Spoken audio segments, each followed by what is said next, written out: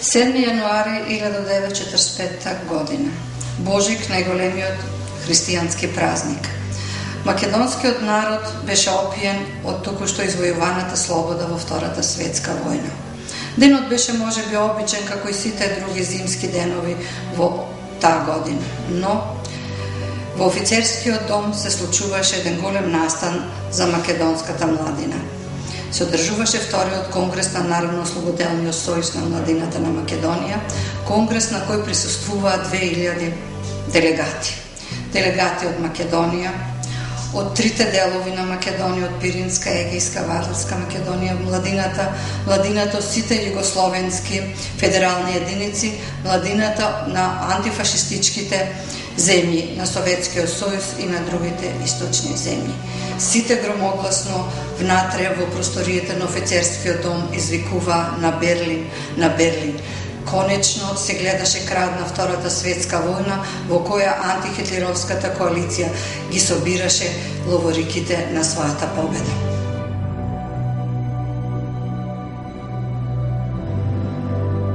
Пред македонската младина беа поставени клучните задачи: обнова и изградба на разурнатата земја, учество во земјоделските и другите стопански работи, организирање акции за описменување, за подигање на општо културното и просветното ниво на народот и така натаму.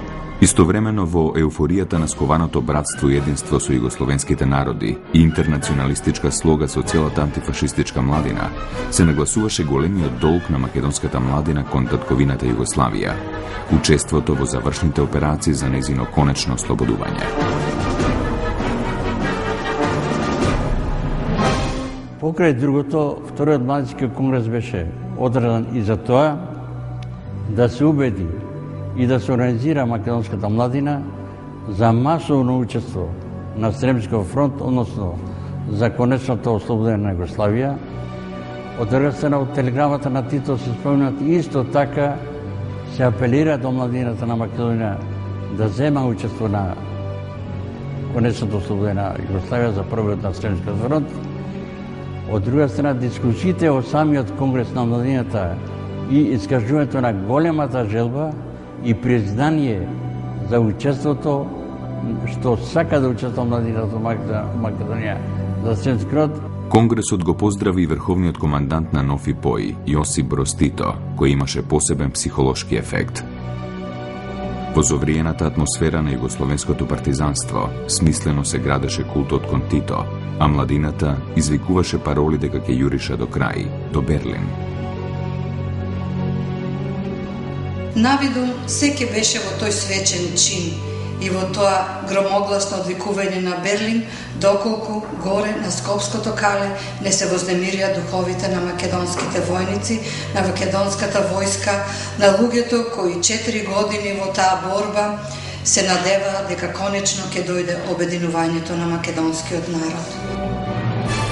Во касарната на Калето, војниците кои се подготвуваа за артилерци со руски инструктори и оружје, наеднаш се вознемирија. Зошто се извикуваат таквите пароли? Каде ќе бидеме одведени? Во чија битка? Зарем ќе одиме на север, кога нашите браќа на југ и исток, во Грција и Бугарија, во Егејскиот и Пиринскиот дел на Македонија, водат антифашистичка национално-ослободителна борба? Кога е јасно дека само на тој начин македонскиот народ може да се здобие со правото на самоопределување, дека сега е историската шанса за негово обединување. Во касарната на Калето се вршеа кадровски смени. Наместо македонски, во војните единици беа поставувани српски и црногорски началници. Новите началници, очигледно заборавајќи дека се наоѓаат во слободната македонска држава, се фалеа дека повторно ќе се врати кралот. Зарем по толку борби за слобода, пак ли ќе се допушти инвазија на српството? Мојот татко беше учесник во Народно-ослободителната војна и по-конкретно во настаните околу Скопското кале, односно така наречениот бунт на македонските артилериски бригади во Скопје на Божик 1945 година. Она што се случи на плоштадот, додека се одржуваше конгресот на НОМС, младинскиот конгрес, и Она што се случуваше во касарните не беше случајно. Револтот против српските експерти и подготвени кадри кои требаше да ги подучуваат нашите борци, меѓутоа, знаете, се случувале некои работи кои во тоа време кое било премногу осетливо, време на мир и војна, бидејќи кај нас завршуваше војната, некаде во Југославија траеше војната, постарата генерација, значи на младите, исчекуваат дека нешто повеќе ќе се реши, бидејќи беше многу актуелно прашањето за обединувањето низ целата НОП, во сите повици, резолуции, манифести. Тоа прашање беше отворено бидејќи тоа беше составен дел на Македонската национална програма од поделбата од 1912-13 низ сите организации. Во касарната вриеше како во кошница. Македонските војници бараа да се исполни една од основните цели на национално-слободителната антифашистичка борба на македонскиот народ во Втората светска војна, неговото обединување по трагичните делби во Балканските и Првата светска војна. Формирањето на Демократска федерална Македонија во рамките на Федерална демократска Југославија за најголемиот дел од македонските борци и македонскиот народ беше само важна етапа кон целосното решавање на македонското прашање, односно обединета Македонија, самостојно или во рамките на некоја поширока федерација на Балканот. Наспроти ваквите стремежи, големите сили ги прекројуваа балканските граници според своите стратегиски интереси и со пазарење кои не одеа во прилог на самоопределувањето на малите народи. И покрај овој несоборлив историски факт, артилериската бригада од Скопското Кале реши да ја земе судбината во своји раце.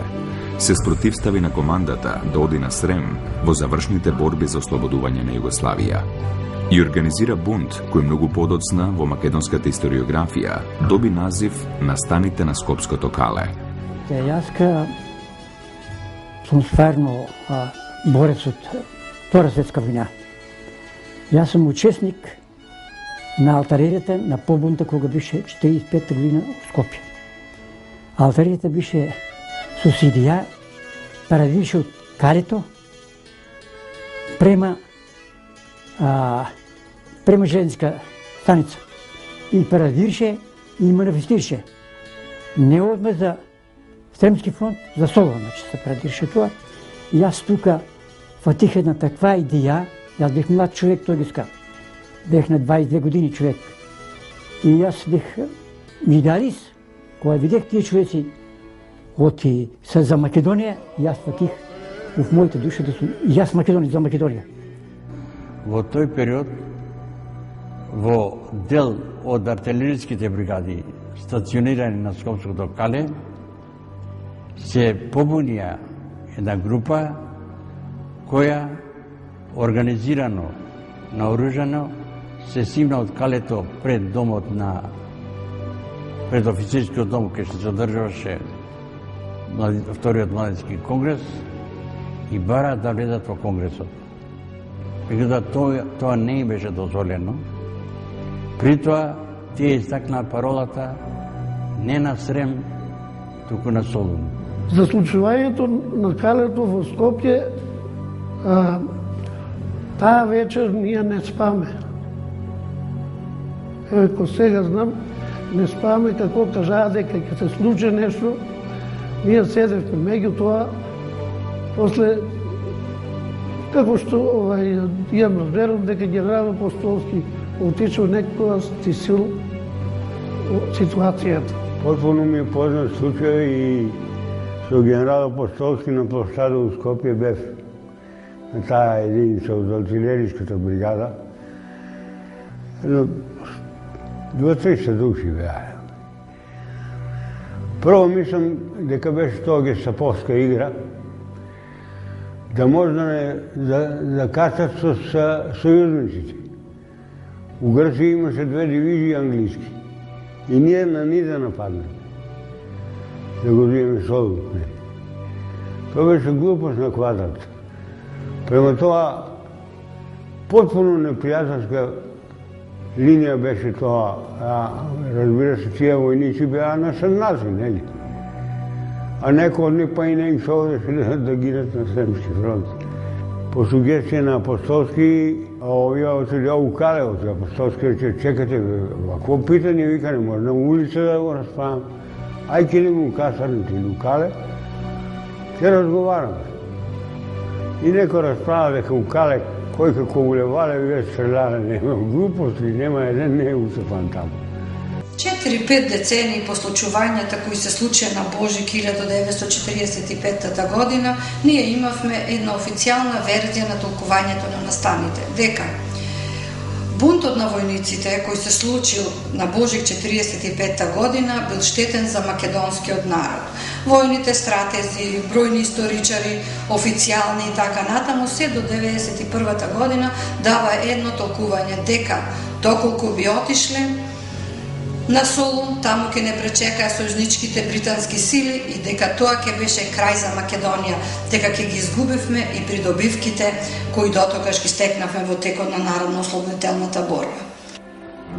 Во тоа време, кога се уште не беше ослободена Југославија, кога се уште не беше завршена војната во Германија, со Германија, ние ако тргневме на Солун, то значеше дека треба да се судриме со сојузниците, на чијашо страна до тогаш бевме. Тоа е прва работа. Втора работа. Можевме ли ние да се носиме со грчката војска, која што беше добро вооружена, зашто таму веќе бе влезени англичаните, која можеше да брои од 800 до 1.000.000 војници, а ние имаме 100.000 војска, вооружена само со пушки, нешто пушко митраљези и 10-20 митраљези. Значи, ние ќе направивме тоа ако тргневме на Солун, да влеза англичаните овде, да го вратат кралот Петар во Југославија, зашто ќе ја дестабилизиравме ФНРЈ и да го возобноват кралството на Југославија. Во тој случај ние ќе ја загубиме државата и ќе ја загубиме и нацијата во таков случај, зашто ќе биме колонизирани потпуно. Дека сето она кој се спротивставувало на директивите на Југословенскиот центар, на Политбирото на ЦК-КПУ, сите оние кои ја нарушувале про-југословенската концепција за решавањето на македонското прашање, од тој момент почнува да се прогласува за непријатели на Македонија, за шовинисти, националисти, за некакви бугарски елементи и така натаму. Илија Ѓозеф, началник на известувачката служба на 15-тиот корпус, по 4-5 децении од случувањата ќе изјави: подготовките кои биле во тек кажуваат дека раководството било надвор од касарните. Значи имало цивилно-граѓанско јадро. Факт е што по тој настан се позатворени голем број видни патриоти. Не било опфатена само артилериската бригада на Кале. Тука бил организиран и штипскиот гарнизон. Во една касарна имало и човечки жртви. Така, негодување кон наредбата да се оди на Срем имало и во други градови среде македонските единици. За тоа се сеќава и Никола Коларов, еден од судените во битолската група на ВМРО во 1947 година во Битола, кој вели: и во Базерник и во околината се јави отпор кај мобилизираните младенци за војска да одат на Срем. Тамошните позадинци открија дека јас сум ја расширил таа идеја. Тоа се случувало при крајот на 1944 година.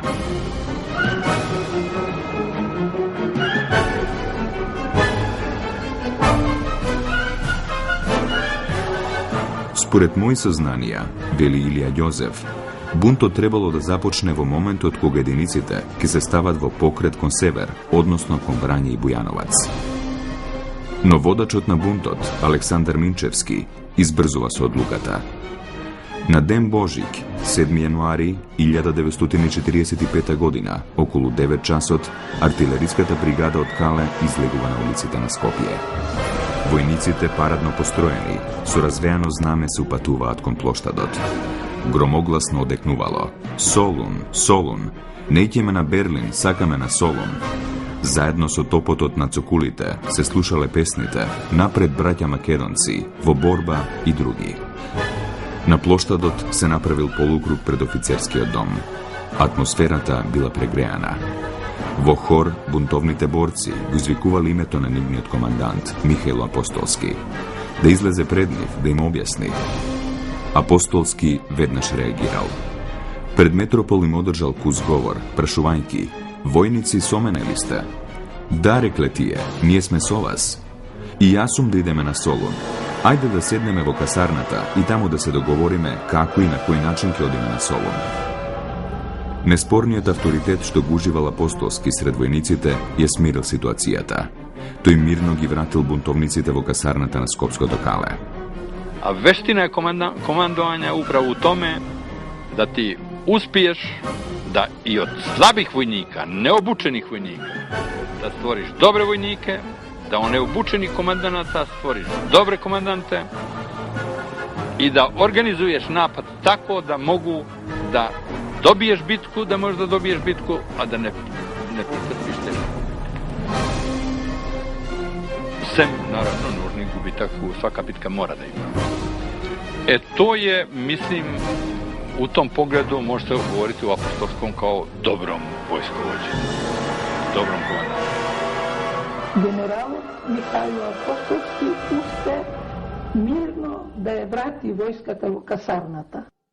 Во однос на настаните на Скопското кале, кои ги опишуваат Светозар Вукмановиќ Темпо и Лазар Колишевски во разговарите со Клјакиќ, има известни неусогласености и во датумите, и во смирувањето на настаните и така натаму, но индикативно е оценката на Светозар Вукмановиќ Темпо, каде тој ги омаловажува овие македонски борци, смета ги, и јас вика дојдов следниот ден на 8 јануари, дошол во Скопската касарна, вика јас ги построев и му одржав еден строг говор, како не ви е страм, виков ја видов војската распашана, растурена и така натаму, дава една слика на војна недисциплина, на една, дека тие борци биле туги елементи, нека не знаеле што сакаат, па вика вие цел живот во војната не испукавте ни еден куршум, а сега ете наедна станавте големи македонци, па барате и се спротиставувате на наредбите на военото раководство. Значи, воопшто неговата слика за сето она кој за македонските војници кои ги затекнал таму е многу негативна, многу лоша. Додека се земат, мислам претходно, ако ги земете разговорите на Апостолски кој ги дава интервјуата негови и така натаму, ќе се види дека се работело за војници кои извонредно брзо ги совладувале воените вештини, кои биле добри и дисциплинирани војници во таа воената обука која се спроведувала Скопското кале, така што не држат тие оценки. Исто така, кога ќе се споредат оценките на Темпо со оценките на Петро Трајков, полковникот од Егејска Македонија по потекло, кој исто така еден голем македонски патриот, кој заедно со македонските доброволци ја предводел, бил командант на бригадата Гоце Делчев која доаѓа во Македонија, неговата слика е сосем поинаква. Тој дава слика на македонски патриоти кои со огромна радост дошле во Македонија да помогнат за конечното ослободување на својата татковина. По 4-5 децении, Лазар Колишевски, тогаш прв партиски човек во Македонија, за овие настаник изјави: "Во завршните борби за ослободување на Македонија, во времето додека ја создававме Македонската република и ги средувавме состојбите во земјата, ни се противставија остатоци од поразените реакционерни сили. Логичен израз на политичката битка и победата на линијата на Комунистичката партија на Југославија беше формирањето на Централниот комитет на Комунистичката партија на Македонија, која што на својата прва седница можеше да донесе одлуки за натамошниот разговор на востанието. Израз на тоа беше масовното разраснување на востанието, посебно во Дебарца, Тиквешко, Кумановско. Населението во пролетта на 1943 година масовно се крена во борба против окупаторот. Масовноста на востанието, силните удари што нашите партизански му ги нанесува на окупаторот, се поголемата слободна територија, го поставя на дневен ред и создавањето на покрупни војни единици, односно создавање на народстволюбна војска на Македонија. Индикативно е тоа што кога се случуваат овие настани, кога треба да се расчистува со учеството, односно со бунтот на македонските бригади како воен бунт кој морал да биде санкциониран, никаде не можете да го најдете македонското државно раководство на чело со Методија Андонов Ченто. Секаде се јавува Лазар Колишевски, партискиот секретар, значи политичкиот секретар на КПМ, расчистив со ова, превзедов ова направивме во Касарната, организиравме наши лојални луѓе за во Касарната, во Штип, каде кажав и така натаму. Го нема Ченто, го нема Кирил Петрушев, повереникот за внатрешни работи. Никаде го нема државното раководство. Тоа е потиснато на сметка на корпусот на одбраната, односно на сметка на ОЗНА и на партиското раководство. Значи, директно со овие настани расчистува партискиот секретар, а не државниот, односно раководител на македонската држава, и тоа може да се види ни сите. И многу интересно е тоа во книгата која Клякиче пишува за Колишевски, во разговорите со Колишевски, секаде Колишевски станува: јас направив ова, јас презедов ова, јас расчистив со ова, веднаш проведовме телеграмата на Тито за да се расчисти со учесниците во бунтот и така натаму. Значи партијата со ОЗНА во спрега се создава една партиско-полициска држава која расчистува со настаните и односно со учесниците на Скопското кале. Но генерал-полковникот Тодор Атанасовски на прашањето Солун или Срем, меѓу другото ке каже: тогаш во тоа време Господ да не му даде кој не сакал Македонија да биде цела.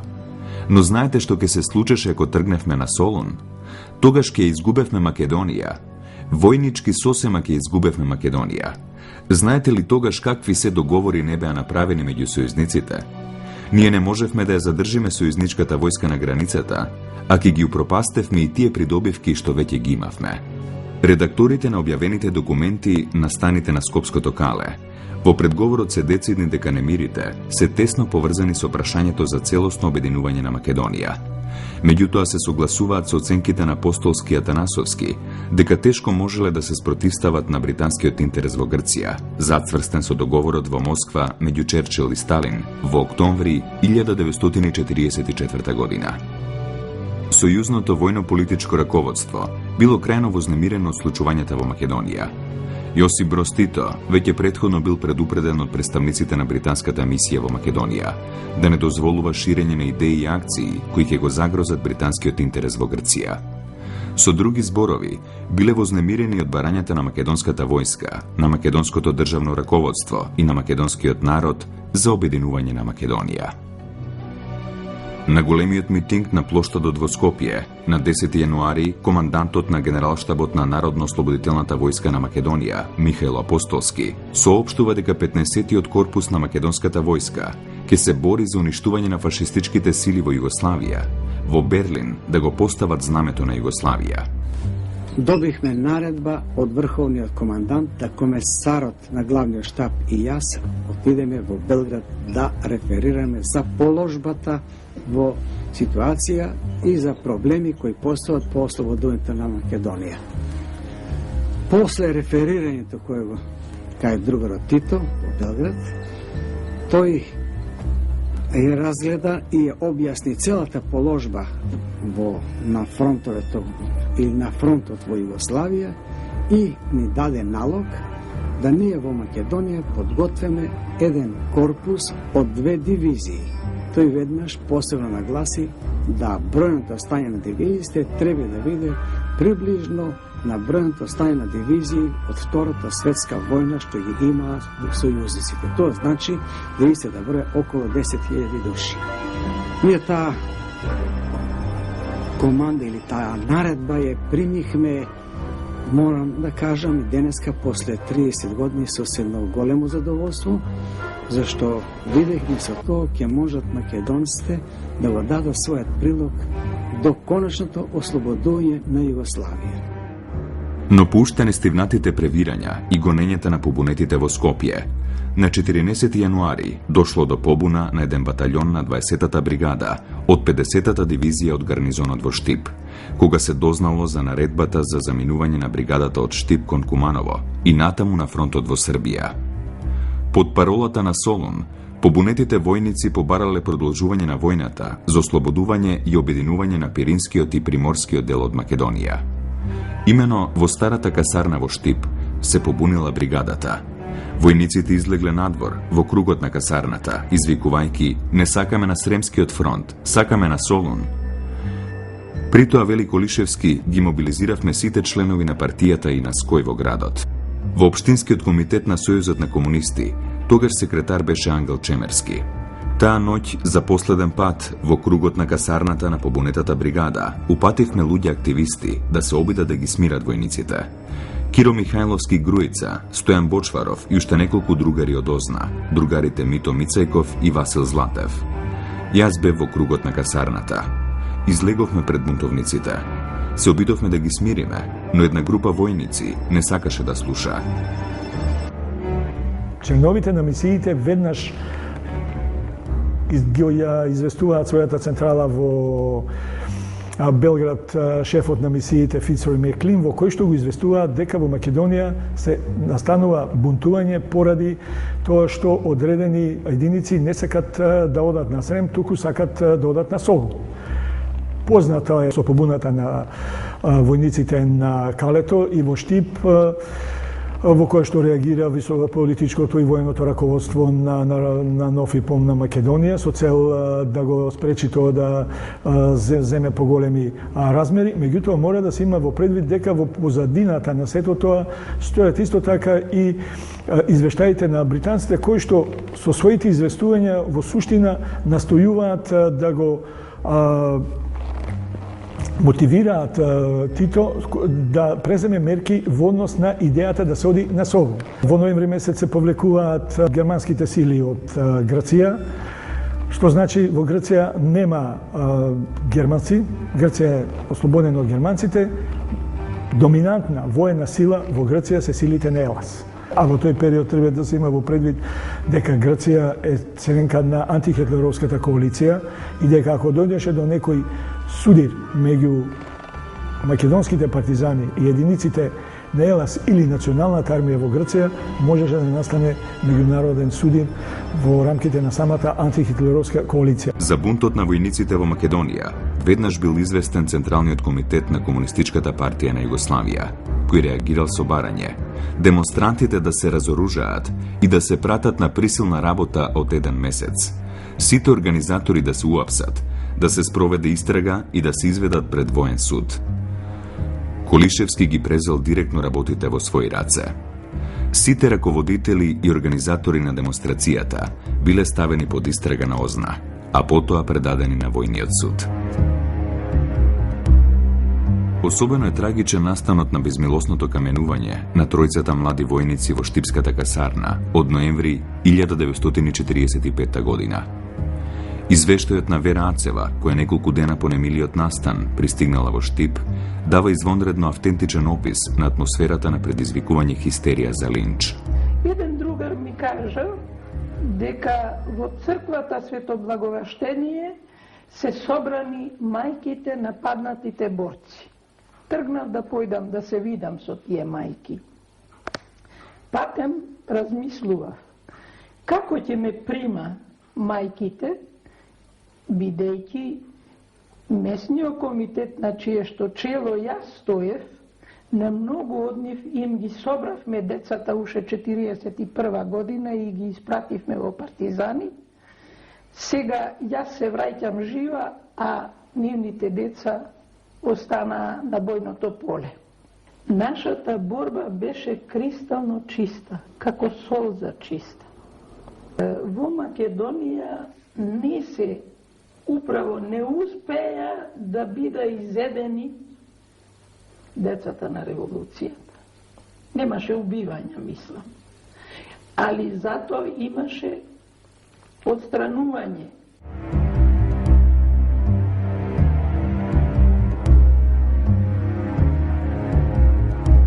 Ацева наведува дека на митингот на артилериската бригада во Штип биле убиени тројца војници, прогласени од страна на партијата за реакционерни елементи. Вината на каменуваните била само тоа што тие биле за Солун. Всушност, млади луѓе кои барале обединување на Македонија. Откако политкомот ги посочил кои се тие лица, војската нагрнала и линчувала двајца на лице место, а едниот го извлекла од касарната. Ваквиот јавен линч без судење оставил црна дамка во токушто ослободената македонска држава.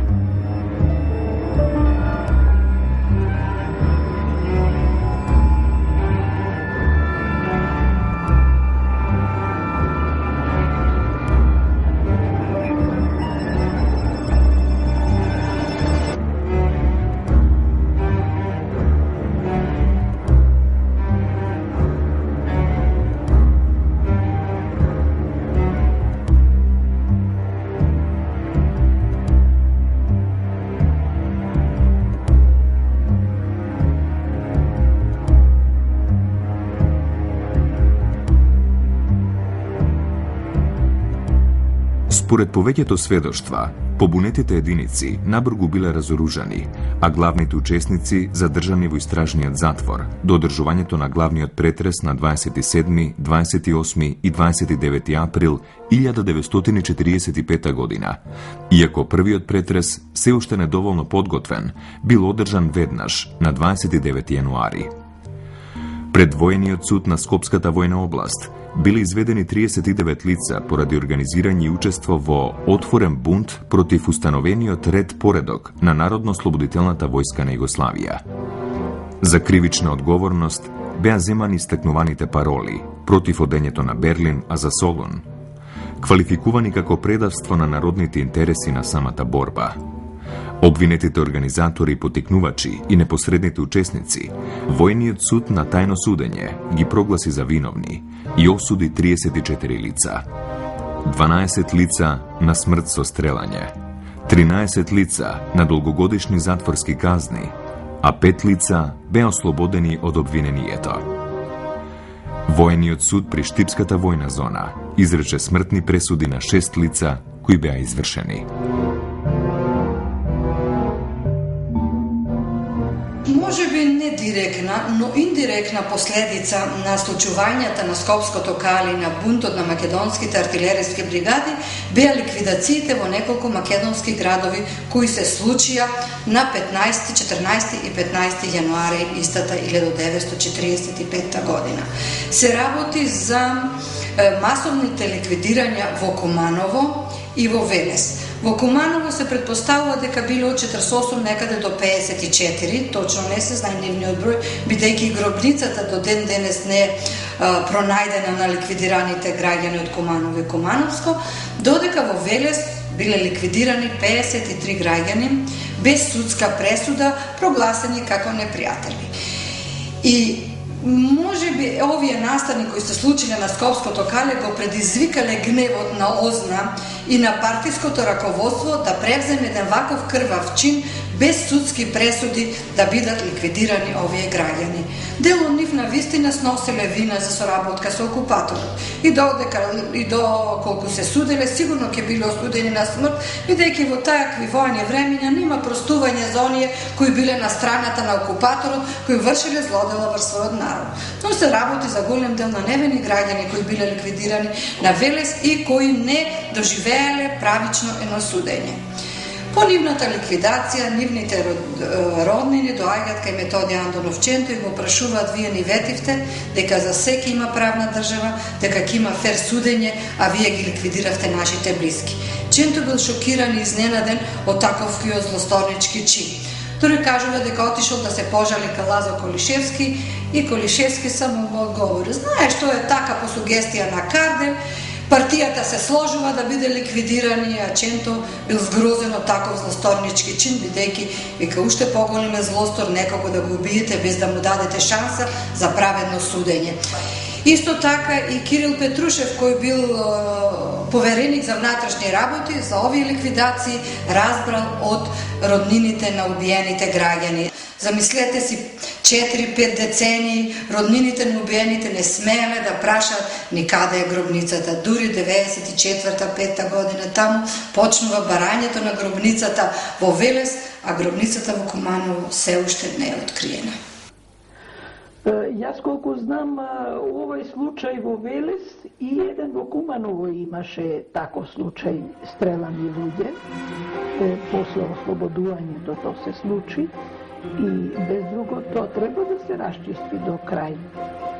Меѓутоа, морам да кажам дека уште тогаш беше осудено таквиот начин на стрелање, затоа што тие луѓе не бе судени. Тие луѓе не морало да биде осудени сите на смрт. Некои ќе биле осудени, ако биле сите непријатели, на одреден рок во затвор, а не да биде стрелан. Ликвидираните граѓани биле од различни социјални средини, со различна улога во предвојниот и војниот период. Интелектуалци, членови на ММТРО, на ВМРО, селани, контрачетници, соработници на окупаторот, патриоти, иматели на собственост и така натаму. Истовремено со овие ликвидации, екипи на ОЗНА требало да извршат масовни убиства на затворените граѓани во повеќе градови на Демократска федеративна Македонија. За среќа тоа било спречено, а затворениците били изведени пред суд, иако и судовите суделе по партиска директива, а не според кривично дело.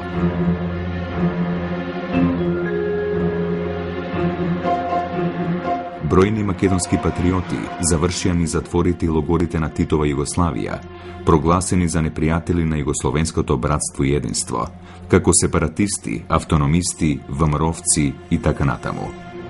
Од документите објавени за Скопското кале, немало масакар, но не може да се тврди дека немало никој стрелан. Значи, имало ликвидирање, имало убиства кои се случувале подоцна, додека во Штипската касарна осудените на смрт се ликвидирани 6 мина од Валандово, граѓани Валандово се убиени во Штип. По смирувањето на побуната на војниците, за да се намали притисокот со барањата на Солун, македонските единици беа пренасочени кон Срем. Македонскиот народ, во залог на нова Југославија, требаше да даде жртви за незиното ослободување и на тој начин да го зајакнува братството и единството со југословенските народи. Веќе на 10 јануари, врховниот командант издава наредба за префрлање на 15-тиот македонски народно-ослободителен ударен корпус на Сремскиот фронт под паролата на Берлин. Индикативно е тоа што дел од македонските војници кои биле одведувани на Стрем, некаде кај Врање ги натерале да го остават оружјето. Кога стигнале на Стрем, се јавил еден од командантите, вика брзо, германците стигнаа кај Стремска Митровица, треба веднаш да влезе се борите. И тогаш излегол Илија Ѓозеф, рекол, но ние немаме оружје. Како, вика, зар вие сте малумни, како сте дошле до тука без оружје? Вика, оружјето не натера, за тоа ќе го прашате другарот Темпо. Оружјето го ставивме во Врање. Значи, тоа е една таква епизода која зборува дека се така не било фино, немало стрелање, легално биле судени, пат помилувани, така натаму. Да, биле тие помилувани, но не знаеме за другите жртви кои навистина биле паднале како последица од случувањето на Скопското кале.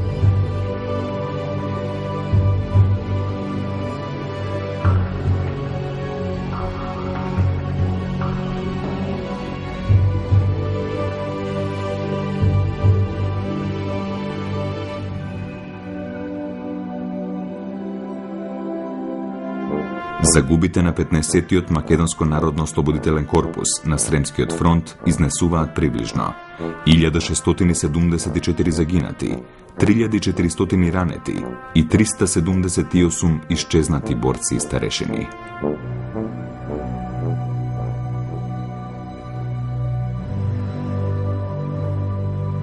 Посебно сакам да нагласам дека настаните на Скопското кале, како чин кој беше припишуван на одредени туги шовинистички елементи кои сака да го нарушат југословенското братство, единство и така натаму, и кои сака да ја рушат Титова Југославија, од еднешен аспект сосема не држат, бидејќи Југославија е 20 години веќе една историска творба која не постои, ја нема. Време е веќе да се симне таа гнасна оценка и етикетирање на овие луѓе дека биле туги пробугарски елементи. Колку нивна и од идеал за обединета Македонија да бил нереален во целите тие услови, колку тие да јуришеле некаде во ветрот и така натаму, сепак овие настани мора да се оценат како еден патриотски чин на македонците кои во најневозможни ситуации не сакале да се откажат од својот национален идеал, а тоа било обединувањето на Македонија. За тоа обединување и за таа Македонија гинеле бројни синови на овој народ.